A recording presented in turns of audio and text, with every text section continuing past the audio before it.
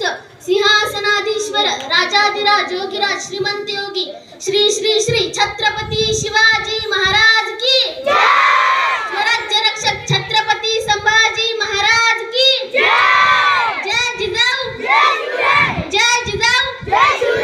छत्रपती शिवाजी महाराजांच्या परस्पर्शाने पावन झालेल्या या भूमीत मला शिवरायांविषयी माझे मनोगत व्यक्त करण्याची संधी दिली त्याबद्दल आयोजकांचे आभार। महाराष्ट्राचे आदिदैवत भूपती नृपती पृथ्वीपती परमप्रतापी प्रगल्भ बुद्धिमान विज्ञाननिष्ठ जगविख्यात विश्ववंदनीय राजाधिराज योगीराज श्रीमंत योगी छत्रपती शिवाजी महाराजांना या जिजाऊच्या लेखीचा मानाचा मुद्रा।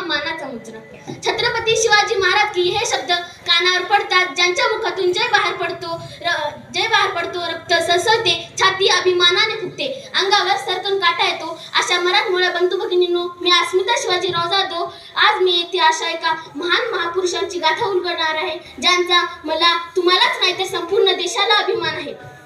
विजय सारखी तलवार चालून गेला आणि तिच्या छातीने हिंदुस्तान हलून गेला।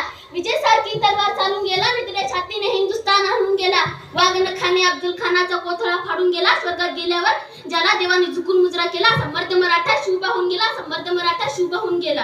आज या मातीमध्ये जन्म घेतलेल्या मुलाला सांगावे लागत नाही की छत्रपती शिवाजी महाराज कोण होते कारण जन्मताच इथली माती त्यांच्या मनामध्ये शिवरायांचे नाव करून ठेवते। छत्रपती हे नाव भारतातच नव्हे तर संपूर्ण जगाच्या कानाकोपऱ्यात पसरलेले आहे।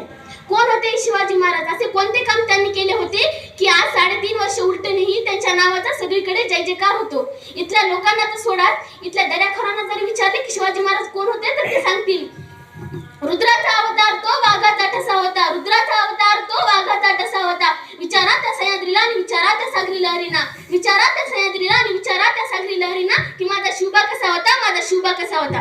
खरं तर छत्रपती शिवाजी महाराज हे नावच असे आहे की त्यांच्या नावातलं प्रत्येक अक्षर हे त्यांच्या कार्याचे पराक्रमाचे माहिती सांगणारे व सर्वांना प्रेरणा देणारे आहेत।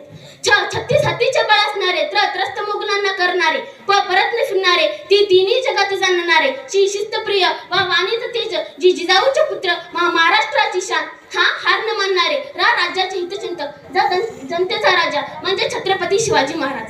कोणत्याही काळी आम्ही जनावरांसारखे जीवन जगत होतो। आमच्या अन्नधान्यावर सोडाच आमचा देहावर देखील आमचा अधिकार राहिला नव्हता।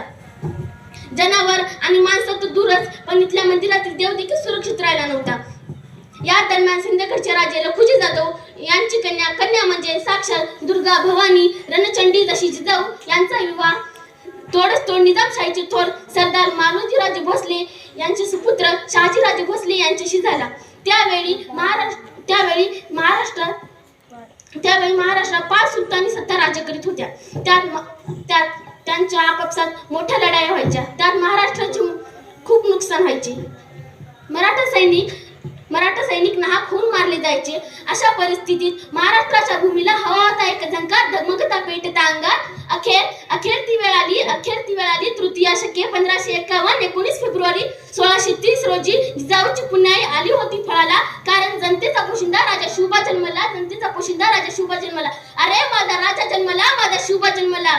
दीनदलिताचा कैवार जन्मला दुष्टाचा संहारी जन्मला। अरे माझा राजा जन्मला माझा शिवबा जन्मला। एवढी बोलून मी माझे दोष